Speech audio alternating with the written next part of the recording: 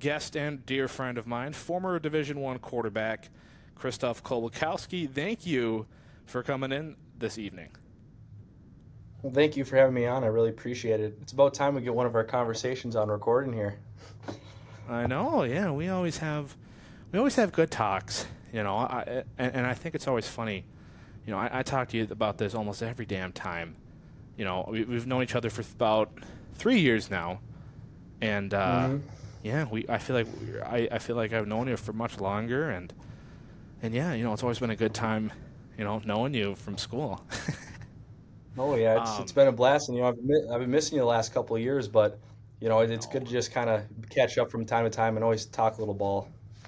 Oh yeah, I love talking football. Again, obviously, you have experience playing college um, football. 1 year at St. Thomas, and then a couple of years at their old rivalry, St. John's, D3 powerhouse.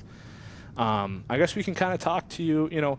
Talk to me about well, oh fuck. See, now I lost my train of fucking thought. Now I gotta Yeah, edit you're this good. shit. Fuck me. Okay, well, okay. How about this? Let's talk about kind of like talk to me about your time and success at Totino Grace. We'll kind of start high school and then we can move on to college. So talk to me about Totino Grace and your time there. Yeah, so Totino Grace, I was really fortunate to be able to start there for 3 years at a great 6A football team based out of Fridley, Minnesota. I was surrounded with great athletes. During my time there, most notably Joe Alt just got drafted to the Chargers. That's a pretty cool deal. When you get Yeah. to say that you played with a top five NFL draft pick. That's something really cool. And I'm looking forward to watching how his career unfolds with the Chargers and beyond. But Yeah. yeah, it was a really cool experience coming from St. Cloud, Minnesota. I didn't really know what to expect from the cities. Playing football up in the St. Cloud area my Yeah. whole life. But Yeah. getting down there, I was serious about football. I was serious about playing it, at college, especially at the Division I level when I was in high school. And I felt that Totino Grace really could help me propel me to that next stage of my career. And I had a great coach there, Jeff Ferguson, a very well-known coach in the Minnesota high school coaching landscape. And I met some really great people and learned a lot, and it definitely shaped me into who I am today. And I couldn't think of a better 3 years that I had. It was a great time. Yeah. Yeah. I know. I mean, I've told you this before too. I first knew you existed my senior year. I remember watching a Totino Grace football game on YouTube, and I saw you were a sophomore quarterback starting, and I was like, oh, like look at this guy. Like this kid must be pretty decent, I guess. And then, a few years later, we meet at college. Of course, I have the story of thinking you're a foreign exchange student with your name. Yeah, I was just thinking about that in my head when you were just talking there. Say, I remember here when you thought I was a foreign exchange student, and our whole relationship, was based off of Floor Fantasy Football League. So it's Yeah. kind Oh of yeah. cool and crazy how things work.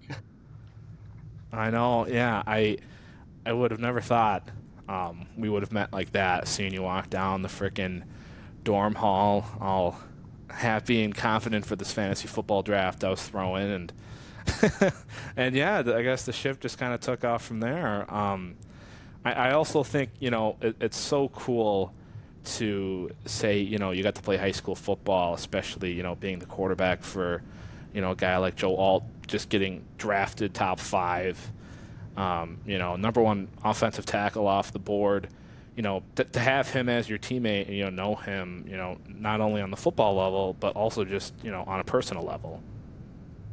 Yeah, it was definitely a crazy thing to reflect back now when you look at all the ESPN and the Sports Center and you see his name across everything. And he was my tight end. I didn't even know him as my left tackle in high school. He was out there running routes, and we were having a good time there. But it all worked out great for him. And I remember sitting in the lunch commons and having the Notre Dame coach and the Iowa coach walk through, and it was just kind of a surreal experience to see how that whole dynamic of what it's like to even be at those bigger Division 1 schools too, at that Power Five Yeah. level, and just even how Yeah.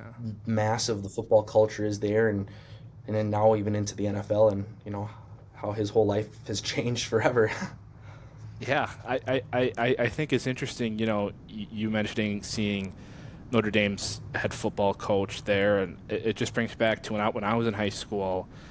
We at my high school, I wouldn't really say we were a powerhouse. I went to Highland Park Senior High School. I think they're in 5A now in the division for high school football in Minnesota. We had a kid who's a year older than me named Josh Ani who committed to the Gophers for football. And I just remember seeing like PJ Fleck in the halls, just like, walk Yeah. into our head football coach's classroom and, trying to talk to him, be like, hey, is Josh? I need to, see him for a moment for something, and I feel like, I don't know how often you really get that at any other college level, really, besides, the big Power Five football, which I think is really cool. And I guess that we can lead that to our, next part of our conversation. Talk to me, about your college career. You spent 1 year at St. Thomas, who has solidified themselves to be a solid FCS program. What was it like, also being a part of that inaugural first class of athletes who were the first Division 1 athletes to be recruited to St. Thomas? Again, for those who may not know, St. Thomas was the first school to transition from Division 3 all the way down to Division 1, and you yourself was a part of that recruiting class. So talk to me, about that experience. Yeah, it's definitely a pretty surreal experience. You get to hear first ever Division 3 to Division 1 jump, and it's something that you want to make history, and you want to be on the front edge of that. You want to be the pioneer, navigating through all that. And it was a really cool experience to be a part of. Just being able to see that transition of being able to take what made them so successful at the Division 3 level and then transition that and show that it does work at that Division 1 level with the culture and keeping everybody together and that family aspect. It was really good program, and it's well coached, and they were built on a lot of solid core beliefs there.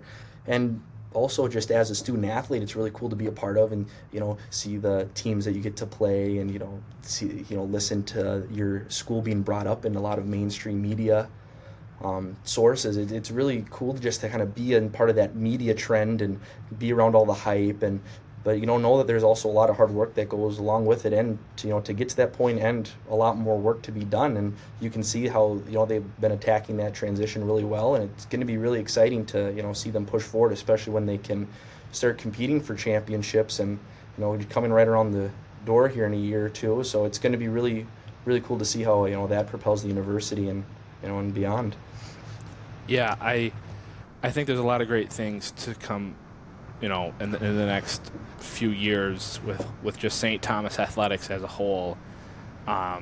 But their football program, yeah, I mean, they had a ton of success at the Division 3 level, multiple national championship appearances, many MIAC conference champions. I just remember it was my freshman year in college. It was kind of the one like regular year I got to see a football before COVID.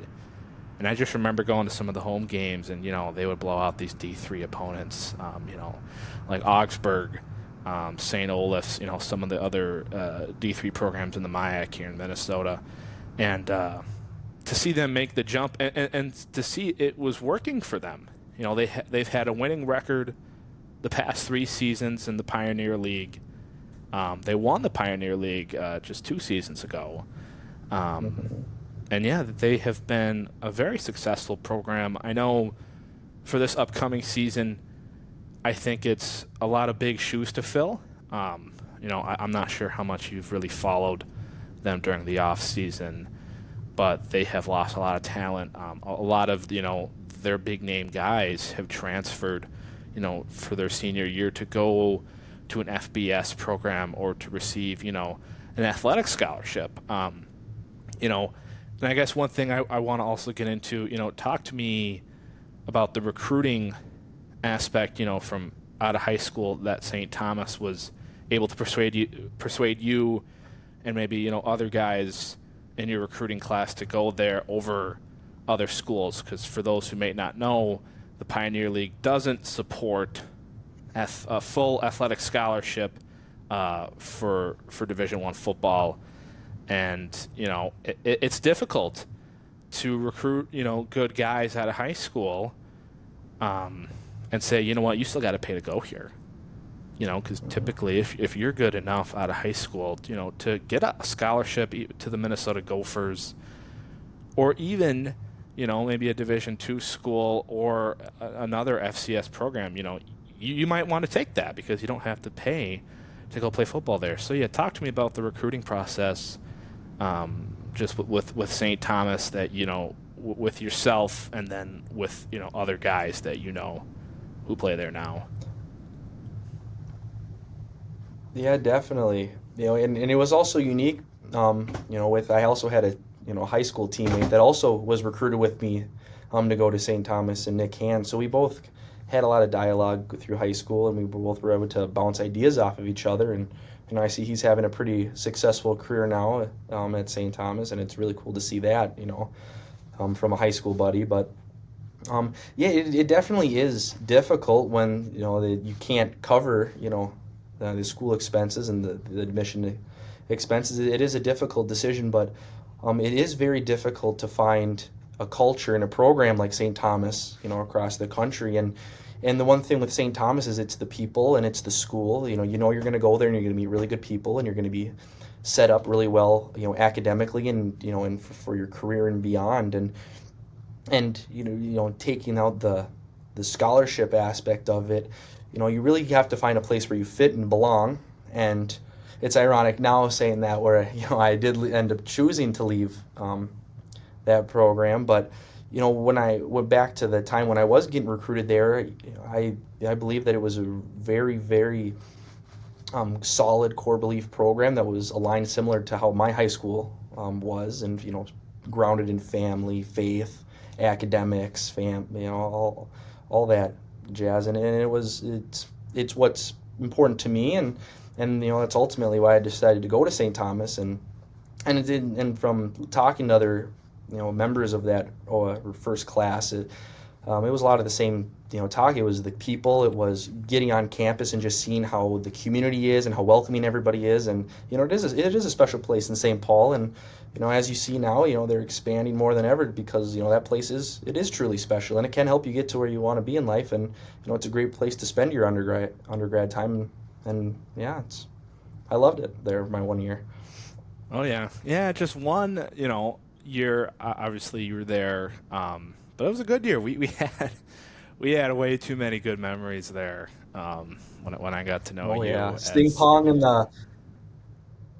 pong in the lobby, watching the football games, seeing everybody hit the gritty, for the first time ever and stuff. It was definitely a unique time. And then right after COVID too, it was crazy how we still had masks in classroom there. oh yeah. It's crazy to see how far we've come since then. But yeah, it's a lot has changed. But it was fun there as a freshman in Tommy North. Good old Tommy North. Yeah, I've spent 2 years living there, and two of my probably my favorite years. I mean, I've got so much experience and just fun times, um, you know, spending there. And yeah, I had a lot of fun with you, just dicking around and, shooting the shit, talking whatever. Going to the bars, of course, was a good time. I know we hit up. I always laugh. I think back to the time where us and another buddy of ours went to a U of M bar on a Tuesday night and got Mm. got a number of rum and cokes. That was really fun. That was seriously just one of the funniest nights really ever. Yeah, yeah, it wasn't in season, but it was, it Oh yeah. was a fun time.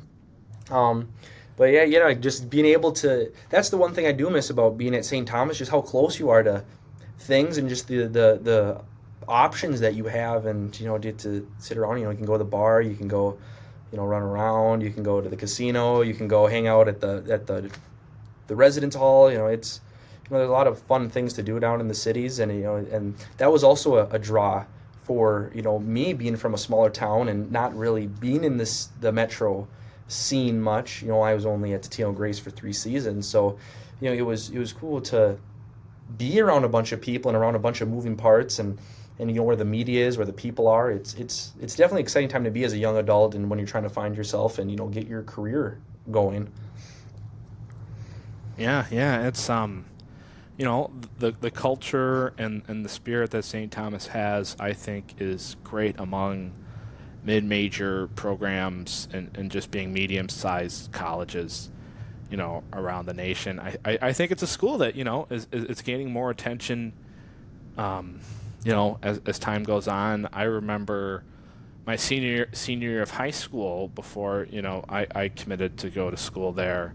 Um, my ex-girlfriend at the time, like her family was from North Dakota, and like they knew about St. Thomas, and I was a little surprised. I was like, oh, like I thought it was just a Midwestern thing, but they were like, oh no, like we know about this school. It's a great school. And then, now with us going Division 1, I mean, I think they've expanded their student body, not from just, Chicago area, Wisconsin, and Minnesota. I mean, I know kids who are from Florida, California, other parts of the East Coast, Colorado, Nevada, a lot of other states that, are all around the country. And again, I think they're just going up from there. And again, I wish the best for them, for their football program and their other athletics as well. I think football at St. Thomas is something they have a lot of pride for. It's a sport that, people look forward to going to games and talking about it. And that, also throughout this season as well, I will also touch up on St. Thomas, as I will be doing more of a deep dive of their program that sees their first game coming up pretty soon. I don't know if you've got to look at their schedule. They play UNI at home this season, which I think is going to be an interesting game. St. Thomas has the longest at-home winning streak in Division 1 football. I'm not sure. Is it like 33 games? I think it is. Yeah, it's something crazy. It's 30 plus It's games, it's nuts. which is pretty impressive. But now that they're gonna have to go play a scholarship program at home, like you and I'm not sure if you remember the game. I think St. Thomas went to UNI when you were there, and Hmm. I know it was not a pleasured experience, to say the least. I think they got their ass kicked.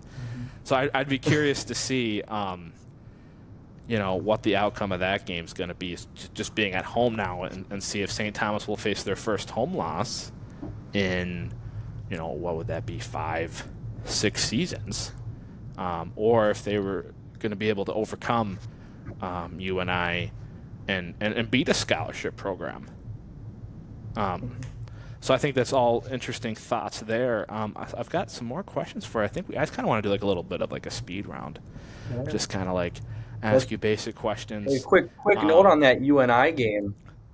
oh yeah, I That was my first ever collegiate game I was able to travel to. So I was able to go down to the UNI Dome, that first season, the inaugural Division 1 season, and it was really cool to see, UNI in that program, and even just how at the FCS level, how even with the scholarships that the teams match up and compare, and it's going to be a full circle moment for me. I plan on attending that UNI game this season. I kind of want to get the double down there. I got to see it. Now I want to see it in St. Paul, and for me that will be like a full 4 year full circle moment, freshman to senior year, and I'm excited to see kind of how that all plays out. And I wish them the best, and I know it's going to be a tough challenge for them, but I know a lot of those guys in the locker room are up for the challenge, and I know they're coached well, and I know they'll be ready to attack the challenge head on. well, see, I didn't know you traveled that game. I know. Yeah, so I was an extra that game on the sides, and I was able to, stand off and kind of just take in that whole environment. It was loud, it's a covered dome, in the middle of Iowa. It's kind of far away to get there, but Oh yeah.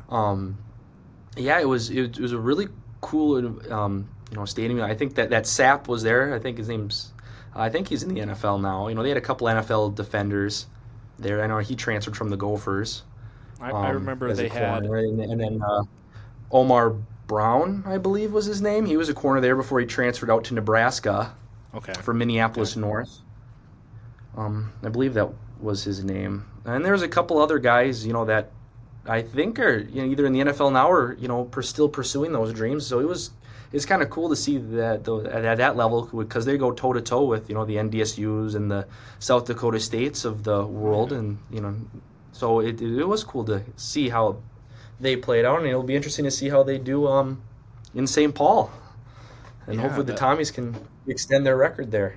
That would be probably one of their biggest wins in program history if they were to beat UNI. Yeah, that UNI team. I remember they had a lot of guys. Again, either transferred to Power Five programs. I want to say they had a first round pick, an offensive tackle. Spencer Brown, I believe he's on the Bills.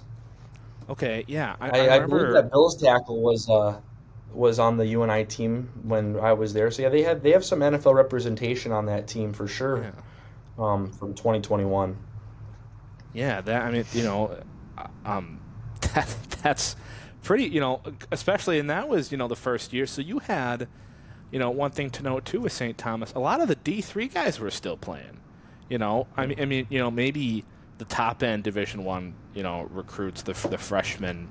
I mean, I know on the offensive line, Alec Rasmussen, Shea Albaret were two true freshman starters on that offensive line. But looking back to the inaugural season, for Division One, St. Thomas still had a lot of the D3 players who were starting, and I think a lot of them were actually I thought was really I was impressed by their game for them to step up. They're going.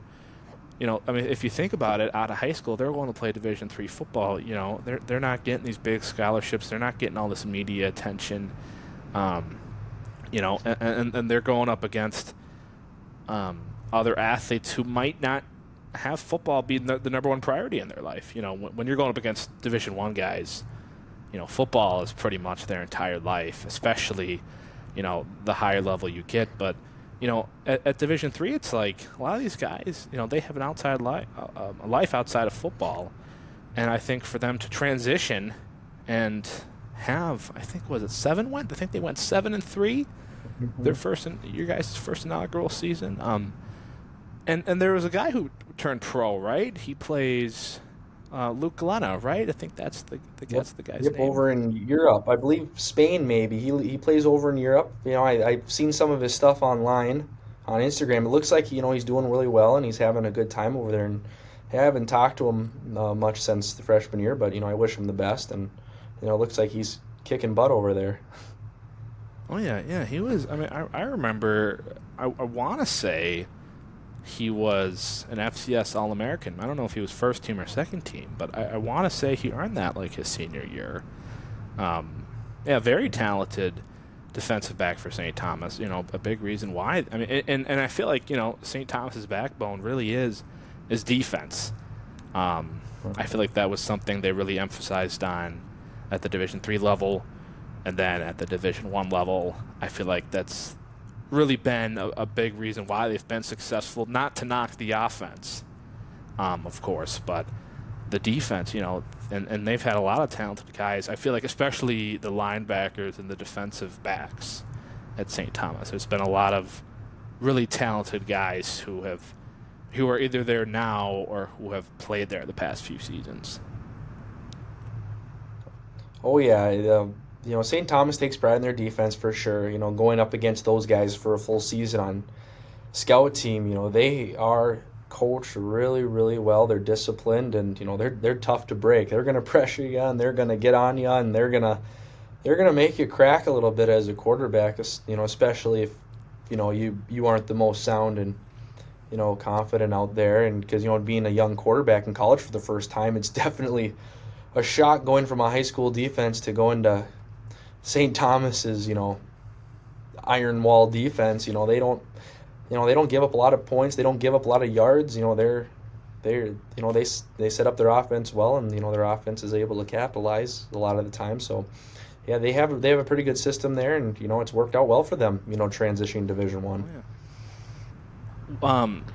So I want to ask, what was your welcome to college moment? Again, you were just talking about, obviously a big difference from going against high school defenses to, well, a Division One defense. What was your welcome to college moment? Whether you had it in practice, on scout team. So talk to me about that. Yeah. Yeah, oddly enough, a lot of people say that, their welcome to whatever moment is probably in a game or, where on the field. But, for me, it started at our first picnic, our first freshman meet and greet barbecue picnic when I showed up and I was able to, see these names of these kids that are committing, guys like Shay, guys like, Alec and guys like Jason Lolliberty, very, very tall and big guys, and you show up and I'm not the biggest guy in the world, and you look up at these linemen and they're huge, and you see just the size, of the athletes, and I'm like, well, I'm not playing a little man sport anymore. This is the real deal. These are with some big dudes, and it was, and I played with like I said before, an NFL player, so I'm not shocked by being in the presence of big, tall linemen and whatnot, but just seeing so many of them, seen 5 across the board, 7 across the board, all big, strong, fast, athletic, and just realizing like, oh, geez, like, you got to be big to play this sport, and you got to be physical, and you got to be tough, and and that was definitely my welcome to college sports moment. Oh yeah, yeah. The athletes get so much bigger and stronger. I mean, I remember. I think when I want to say either a senior in high school, or I might have been a freshman at college. I remember I was walking around the St. Thomas campus. I want to say I was a senior in high school, and I'm about like 5'10", 5'11", and I think at this point I was maybe 260, so a pretty big kid, and I remember. This is back when they were Division III, and I don't even know if they had it in the scope to go Division I at this point. But I remember walking past their football team during a practice, and they were all kind of lining up to get on the field. And, even like the defensive backs were, it looked like they were near the size of me. And, all the linemen, stood 6'3", 6'4". And, it is a huge difference from high school. You definitely have your players in high school who are that big and that tall, but it's not as common. But yeah, when you get to college, especially at the Division I level, I mean, yeah, all the offensive line is going to be, I mean, the offensive tackles are going to be, minimum 6'4", 6'5", and when I think of St. Thomas's offensive line, I mean, that's a big offensive line what they got. When I think of Jason and Alec, I mean, Jason's like 6'8", 300 pounds, and Big Bird. Alec, yeah, Big Bird, yeah, he's a good friend of mine. I want to have him on to be a special guest here. I've reached out to a couple of guys on the team, Landon Reed, if you know him. I think he's gonna be my next guest on the show. Yeah, he's a big kid too. I always think it was funny. I don't know if you remember this. I've always been in the weightlifting, and I always thought I was a pretty strong guy. And I remember, I think I tried to arm wrestle Landon, and I think Landon, I don't think he started his freshman year, really got much playing time at all. But fullback, he's a pretty solid guy. And, he kicked my ass in arm wrestling. And I want to say even you beat me in arm wrestling pretty good. And I was actually upset. Because I'm like, how is this quarterback, beating me in arm wrestling? And I'm like, I'm a big weightlifting guy. Like, I've got weight on you. And, yeah, you remember you kicked my ass. And I couldn't imagine arm wrestling any of, the linemen or the linebackers even. I mean, all you guys just incredibly strong.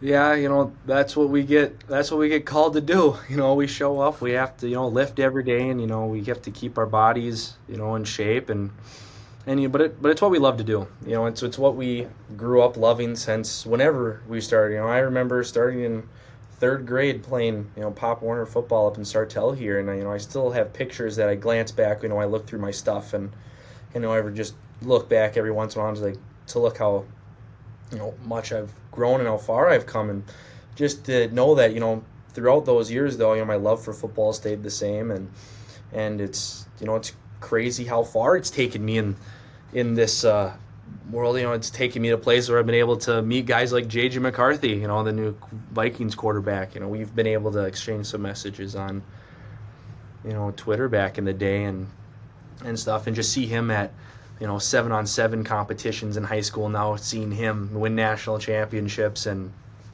go on to be the Vikings quarterback, and many other guys. I was looking through my old Twitter the other day, and the Titans tackle that got drafted right after Joe.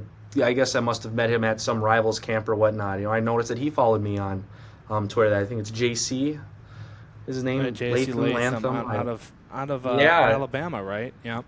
Alabama. I was, when I saw that it's the follow you button underneath his name, I was like, geez, I have been to a lot of places, and it has brought me to a lot of camps, and it's crazy now. You forget some of the people that you've met, but you can able to go back and look, and these guys are all in the pros now. So yeah, it's definitely been a wild ride with football, and I'm so happy of the places and appreciative of the places that it's brought me, but I'm also excited to see what my future has in store for me as well, and just beyond, and life also beyond football as well.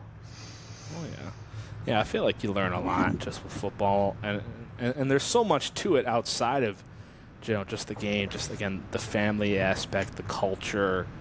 I'm learning a little bit about. I mean, I'm sure this is just a snippet of the real recruiting process, but the new college football game, College Football 25 came out. I've been spending a lot of my free time grinding out the dynasty. I actually I didn't make it, but there's a team builder mode, and someone made a St. Thomas team.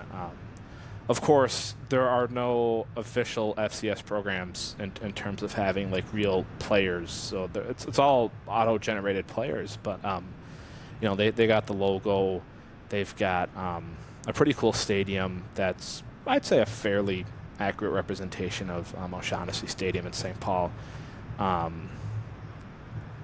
But I think with the recruiting aspect in the dynasty mode, you're able to recruit players out of high school and then also explore into the transfer portal after you've played one full season. And I think the recruiting stage in college football is just tremendous, and it just how much, as a coach, right, you want to connect with, each and every one of those players and try to influence and then, convince them to go play for your program. They don't really have a mode, which I'm sure but, there's no mode where, like, you're having team dinners or, friends and family of the players come out, like, during the regular season, but just seeing that, in the recruiting stages of, you're able to select if you want to, contact their friends and family of this player or, send them to team dinners or practices.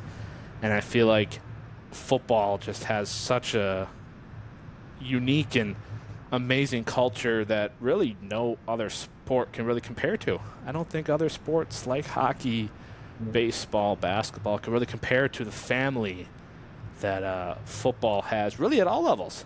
Whether you're in the NFL, whether you're going to play in college or high school or even, youth football, there's a big family aspect to the game, and I think it really shows, especially in college. But I love to see it, honestly. Yeah, and that's what kind of drew me to, football, is just that family aspect of it. It is unique to most sports where you're the blood, sweat, and tears you put in with the football team. Then you run out there and you're going around and hitting people and just getting all that adrenaline going. It's, where else can you go out and just run into somebody as hard as you can without any care? It's, as a quarterback, you don't like getting hit, but I'm sure for other positions, they like it a lot more than I do. I like throwing the ball. My favorite games were the games I never got touched, but yeah, it's a unique sport. I don't see you don't get anywhere else, and also it's the only sport I believe that you can't play beyond just picking up in a sport. You don't get that same feeling. You can go to the YMCA and play basketball. You can go play a a softball or baseball or soccer, with your buddies after work screwing around. Football, now they have the flag and the 7-on-7 that's kind Yeah. of picking up and really taking over the off season, and just the safety of football itself. Many Oh people are yeah. just choosing to play that instead for their personal safety beliefs. But you don't get that same waking up in the morning, especially on a Saturday or Sunday, Friday, Saturday, Sunday, and waking up and getting a breakfast with your guys, and going through prayer, going through the rundown, and then getting ready to play a game. And you don't that build up is unique to sports, and especially in football, especially in that college realm. Where else do you get to just wake up, roll out of bed, and go ball out? Yeah, but there's nothing like it. One thing you mentioned earlier was about like the the the health of football and the safety of it. Obviously it's a physical sport. You got guys hitting each other as hard as you can.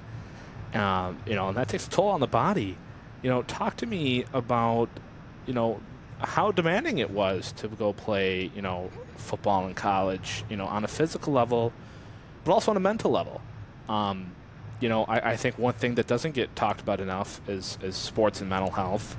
Um, I've done plenty of research on it when I was in college, but just talking about it, on a general level, I think there's a lot of pressure on athletes of all levels. High school, college, NFL. I think with high school, especially with your high school success, at the Tino Grace, a program that was used to winning. You transferred there after they won the 6A state championship, and you had big shoes to fill, and you were expected to win. Whether it was your parents, your family, your friends, other fans, the coaches, your teammates. Talk to me about how demanding it was, from high school to college, on you, obviously from a physical level, but then on a mental level as well. And how were you able to move forward and just keep going? Yeah, I'll touch on the physical aspect first. Physically, football is a tough sport. You wake up and it takes you half a week to recover after a game. It feels like Right. sometimes you play, in high school you play, Friday, then you get the weekend off, and you're a little younger, so you bounce back pretty quick. But I remember games where I would wake up, and even into Monday, Tuesday, my neck is all sore, my back sore, your knees ache, and then even just doing it every single day. Going through fall camp is a grind, and your body breaks down pretty fast. But what you learn is that it's just as much as it takes to build, and you also have to maintain and recover, and put just as much time as you are to training to get faster, stronger, smarter. You have to train to also take care of your body, and sleep and hydrate. And that's one thing I was really thankful for at St. Thomas was they had a great strength staff, and they had great facilities to recover. With a cold tub, hot tub, and just the gym space with the foam rollers and the weights. We had a program in place to really take care of us, and you do have to put just as much effort into the recovery as you do the everything else. You can't skip anything, and there's no shortcuts to success in that aspect. And then on the mental side, I would say that it is very difficult. There is a lot of moving parts, and you always have your expectations for yourself, but then there's also the reality and the outside.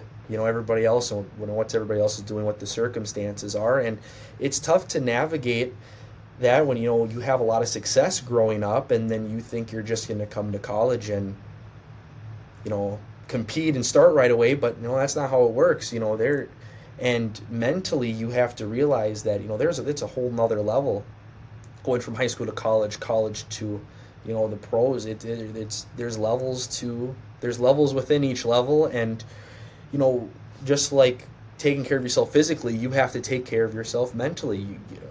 Football is it's a very very short season, but a lot happens in a short season, and the Oh days are yeah. long and your body breaks down, and you need to take a second for yourself to go do what you like to do, whether it's hang out with friends or whether it's relax, play video games, and or read or go for walks, whatever you like to do. You need to make time for yourself, because nobody else is going to make time for yourself except yourself. You need to put yourself, you know put your priorities forward too. If you're not feeling well or something's not going well, say something. And also, St. Thomas had really good resources for us too to reach out to if we ever had any help or any concerns or anything. um, but yeah, the best way to deal with that, at least for me, was to just take a step back, relax, talk to my family. I'm family oriented, and just getting just a, whether it's a day or a weekend, to just sit with my siblings and just hang out or do whatever. Whatever it is for any athlete, you got to find what it is you like to do, and step away from football. As much as you love football and as much as it is part of your life and what you like to do, you need to take a step back. Like anything, if you do it too much or work too hard at it, you might get burnt out, or mentally it's good. It's tough on you. So everybody needs a break every now and then, and but if you attack that aspect of it just like any other aspect of being an athlete, you'll be in a good spot, and you'll have a healthy frame of mind. Oh yeah. Yeah. I think there's a lot that goes into it, and it can be hard physically, mentally, and I think it's healthy and good to take breaks away from it. Um, because you don't want to do overkill or suffer from burnout. Um, I think I want to step in this direction. I think what was interesting that you mentioned earlier, um, that you said, you had a lot of success during your amateur days of football, um, and it's maybe realistic for you to assume transitioning from high school into college that you're going to play and start right away. One thing I didn't really understand fully, from high school high school into college football. I assumed a lot of the Division 1 guys coming out of high school were gonna start and play, because I was like, oh, like, well, these guys are Division 1 recruits. They have to be better than the D3 guys. Um, I expected you, to start right away, honestly, because I remember I saw your name on the list of recruits. This is before I knew you, but you were the number 1 rated quarterback in Minnesota, um, and after the 2021 season, right? 2020 was it 2021, right? Yep, the 2020 season was my senior year. Okay, so after that season, and I expected, I was like, oh, like, well, St. Thomas, they're getting the number 1 quarterback from Minnesota, like he's got to start, and that was not the reality. You had to compete, and although you were great, those guys were also great, and I've learned that experience at the quarterback level is really important. I think in high school and college, but I also think it just shows how good players are if they are young guys making impacts on teams, whether it's Division 3 or FCS Division 1 or even FBS. Power 5. I think what's interesting is Caleb Downs, the defensive back, now on Ohio State, but from Alabama. He was an All-American, and he was a true freshman. I'm pretty sure the past 2023 season, and I think that just shows how good he really is for him to be a true freshman and not only start on one of the best teams in the entire country, but be as good as he was, and be one of the best at his positions already.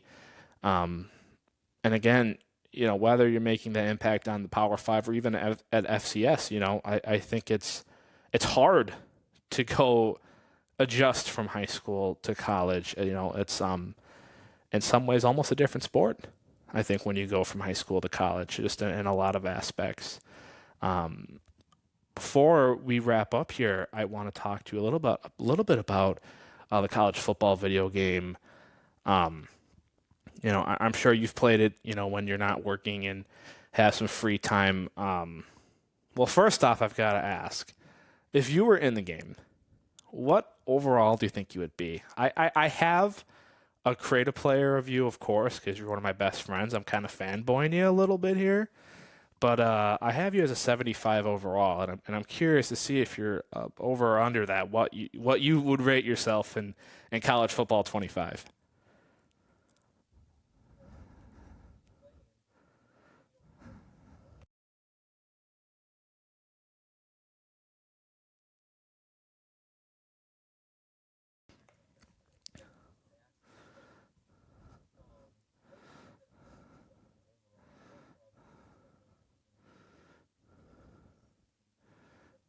Six.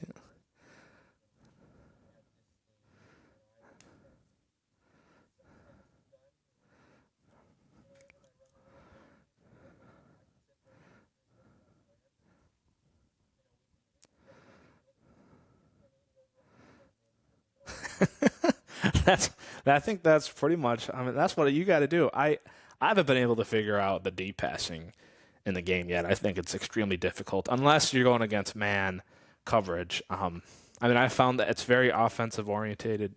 I think it's easy to score, but yes, at the same time, if you're a quarterback, I mean, if you're going up against a good secondary, it's really difficult to make throws. And I find often that I will throw interceptions in the game, despite I would say, I'm an above average player. We're in a dynasty, me and my buddies, in the Mountain West, and we put BYU back in the Mountain West. So we took them out of the Big 12. We also realigned the old Pac-12 back together. So I'm BYU, and I think this year they're like an 80 overall. So it's not great. But I was able to take them to the national semifinals, and we played on a pretty hard difficulty. I was able to win a lot of games. But one thing I found with my quarterback is it was almost for every touchdown I threw, I would throw an interception. And I'm sure that translates to the real game of, how difficult it can be to read defenses and, have the chemistry with your receivers, to know where they're going to be and to make the right throws. I mean, again, that's why I think, the quarterbacks, they're getting paid the big bucks in the NFL. With NIL in college, of course, some of the bigger names are all quarterbacks. But I think it just shows again, whether you're Tom Brady or Patrick Mahomes now, or even, Jalen Milroe or Carson Beck in college. I mean, for them to thrive and succeed at the level they're at now, I think just shows, how good they really are and how much they understand this game.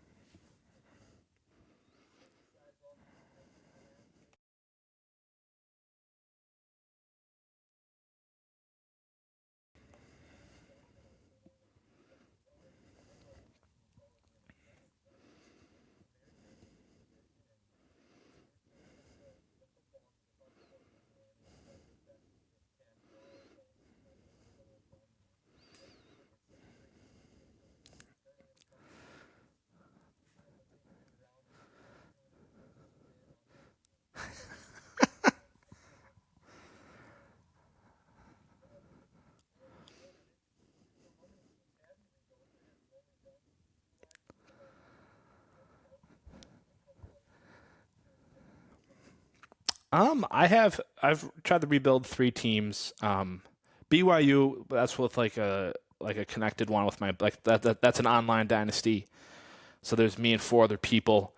So that's kind of the one I always focus on. I also did, the custom St. Thomas, I think, which is really cool. I put them in the Big Ten based off of their location, and they've been pretty successful. I think they're like a 75 overall. Again, none of the real players are actually in the game at this point, but I think that's gonna be a really fun program to build just because they're like a considered a one-star team out of 5 stars. So, not very good. And then of course I've built up the Gophers, which I've had not much success so far. I've only played half the season. I've you can customize the schedule. Of course, your non-conference games when you have bye weeks, and I have made the Gophers' schedule extremely difficult. I have had to go to Alabama, which is, if you've played the game, going to Alabama is extremely difficult. I mean, I think there was a point where I was like, "There's nothing I could do. Like, if my life is on the line and I got to score a touchdown or defend a touchdown here, like, there's nothing I could do. Like, any play I'd run, you know, it was just extremely difficult. And then to top that off, the next week I had to go to number 2, Michigan, which was difficult. I actually won that game though. I don't know how, because they have a really good defense. Their defensive line is phenomenal. They've got a great secondary. Of course, Donovan Edwards, front cover of the game. He's a great running back. But I'm going to try to rebuild the Gophers to hopefully be, a team that's going to compete in the Big Ten every year. Of course, in real life, I'm not entirely sure how the Gophers are going to do. I think they might be on the more disappointing side of things. They've had a lot of success in the PJ Fleck era. I actually just saw a stat. I think with PJ Fleck, they're 5-0 in bowl games, so they've seen success. But we're going to try to bring them to that next level in the dynasty. How about yourself? Who have you kind of gone the route of rebuilding these lower end teams, these low end non-power 5 teams, or have you just been a noob and trying to go with Georgia or go with Ohio State?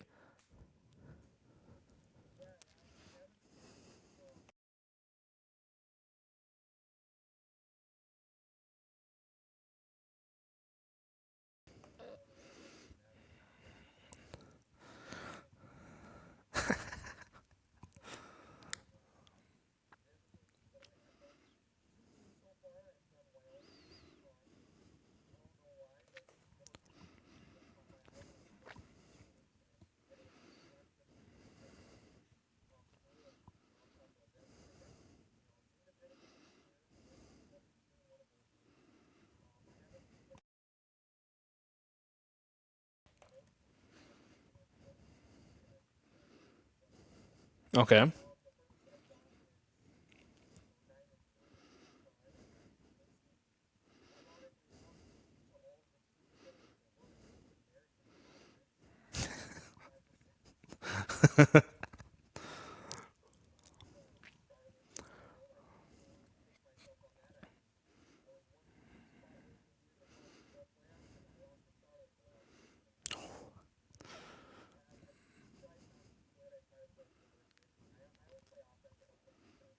Okay.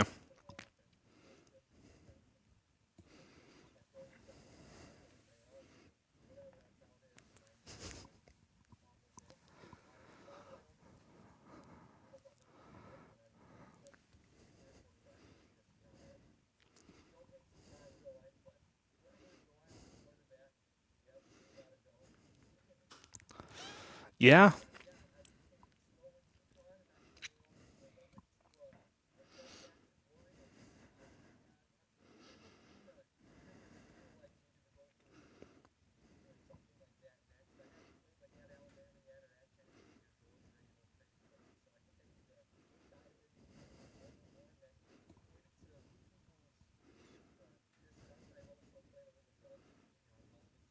Oh yeah.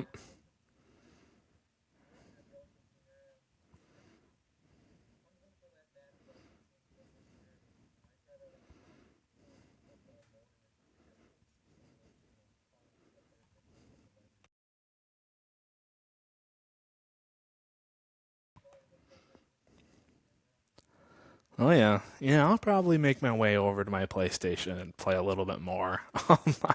I've spent, I think, almost all of my free time here in my apartment just grinding the game. I mean, we've waited 11 years for this game. I think we have the right to spend us a lot of time on the game. Um, But yeah, I think I like how, although it's a video game, and I mean by any mean, by no means it's not that realistic compared to the real game itself. But I like how there's realistic aspects of the game. It's difficult to play on the road. I found that even if you're going up against a team that you're overall better than, like if you're an 82 and they're a 76, but you're at their home, it's not going to be an easy game. We play on All American difficulty. I don't know if I'm ready for Heisman. I've seen it on TikTok. I've seen it on Instagram. And it seems like if you play up against a really good team on Heisman, I mean, I couldn't imagine the struggles it would be to have to go up against Ohio State. I believe it. I believe it. I, I've heard. I haven't played as them yet, but I've played against them. I know Ohio State's basically a cheat code in the game. I mean, they are on paper maybe the best team in football, and um, you know, it definitely shows in the game. But yeah, against really any other programs, highs, I'm not there yet. My first game I played, I think on the regular difficulty, and I lost to Ohio State. I think that was like just the first game I ever played. But now we play on All American. I mean, I found my groove is you got to run the ball, you got to establish the run. But honestly, a lot of times, if you can get a good situation again where you have a receiver going up against, press coverage or man coverage, I think it's pretty easy to, score a touchdown in that scenario. But honestly, just medium to short passes, you're not going to get the big touchdown, every play and every chance you try to take one. But if you just try to go for 5, 6 yards at a time, that's what I try to do. My buddies, they make fun of me for running the ball. They gave me a lot of shit for it when I was at playing my BYU dynasty, and I'm like, I don't know why y'all are talking shit, 'cause I'm winning games. Y'all can't, and like plus y'all weren't able to stop it. Like I beat my one buddy 35-0. And then I beat my other buddy 52-7, and I'm like, y'all really gonna talk shit? I'm like, you guys couldn't stop it, so like, why would I stop doing it if you guys can't stop it? Just kind of like in real life, if you've had games where, a defense wasn't able to stop you guys on offense, why stop doing what you're doing if they can't do it? That's you want to win. That's the objective of the game.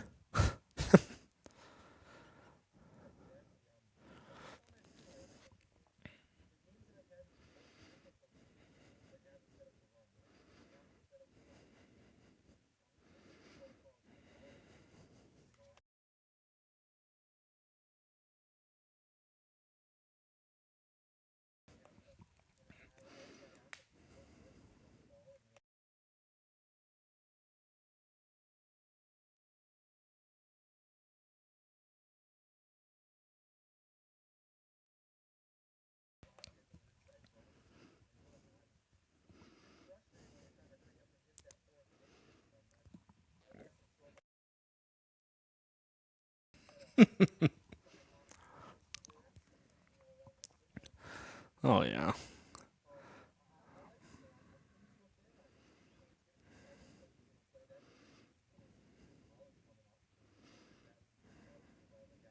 Oh yeah.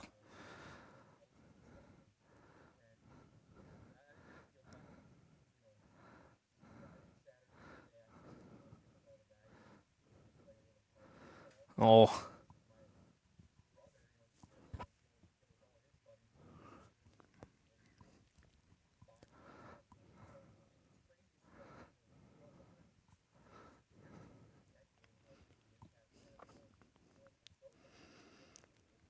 Oh, I agree. Yeah, I'm glad NIL kind of came out and players were able to, get money for their name and image. I think yeah, the competition's gonna be great. I mean, I wish I was still in college because I think it would be amazing to, live in the dorms and set up, a floor dynasty. Just make a mega conference, in the Big Ten or the SEC or even like the Mountain West or the American, and just get all the guys and have them play a dynasty. I mean, that would be so fun. I do it with my buddies, more virtually, but yeah, I think you're gonna have a lot of fun this fall, coming back to school and playing the game. Well, I'm going to wrap it up here. We've had a great talk. I just want to say thank you again for coming on. Again, former Division One quarterback Kristoff Kowalkowski. Again, thank you for coming on to my first episode. It was much appreciated. Next episode for number 2, where you can look forward to me flying solo. We're going to discuss my predictions for College game day and also going over my top 10 quarterbacks heading into the 2024 season in college football. Again, thank you, Kristoff, for coming on. I appreciate it. And with that, I will say so long, everyone. Okay, just stopping. Okay.